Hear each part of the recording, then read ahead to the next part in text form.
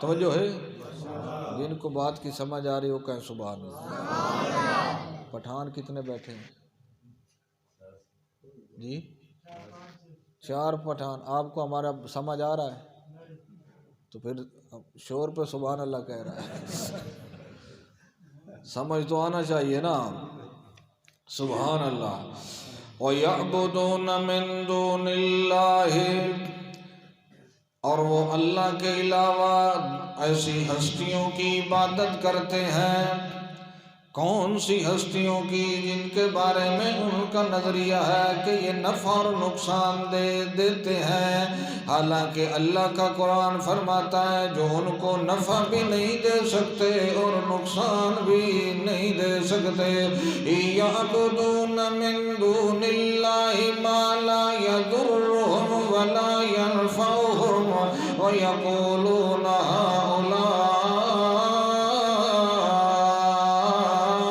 شفاعنا عند اللہ۔ یہ میرے سامنے سورۃ یونس کھلی ہوئی ہے اور آیت نمبر 18 ہے، پارہ نمبر 11 ہے۔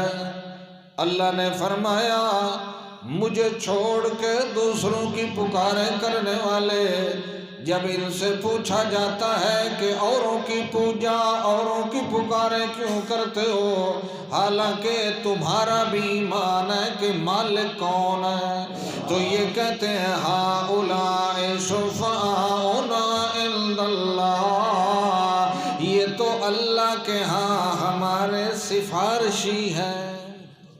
کون ہے؟ اور جن کا ذکر چل رہا ہے یہ تو قیامت کے بھی منکر ہیں۔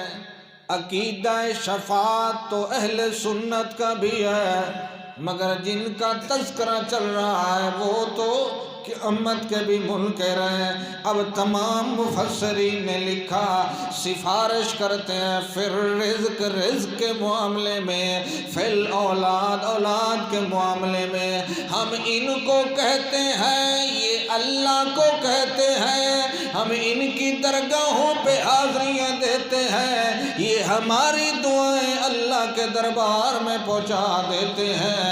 یہ ہے استشفاء عن القبور، جس کو عرب کے علماء نے شرک اکبر قرار دیا ہے۔ اس لیے مومن کا عقیدہ یہ ہوتا ہے مرنے والے کے لیے میں نے دعا کرنی ہے، وہ اپنی دعا پہ، دعائے جنازہ پہ آمین کہنے کی طاقت بھی نہیں رکھتا، اب میں نے اس کے لیے مانگنا ہے، اور مشرک کہتا ہے اس نے میرے لیے مانگنا ہے۔ اللہ کا قرآن کہتا ہے یوں نہ کہا کرو، بلکہ تم رب کو پکارو، ادعونی استجب لکم، تم مجھے پکارو میں تمہاری پکاروں کا جواب دوں گا۔ حالانکہ ترتیب کلام کی یوں بنتی ہے کہ تم مجھے پکارو، میں تمہاری پکار سنوں گا، پھر جواب دوں گا، پھر قبول کروں گا، مگر اللہ نے یہ دونوں چیزیں حذف کر دی، فرمایا پکارنا تمہارا کام ہے، قبول کرنا محمد کے رب کا کام ہے۔ اس لیے رب کو پکارو۔ اللہ کے علاوہ جن جن ہستیوں کو تم پکارتے ہو، اللہ کے علاوہ جن کے نام کی دعائیاں تم دیتے ہو، اللہ کے علاوہ جن اولیاء، انبیاء، بزرگوں کو تم پکارتے ہو،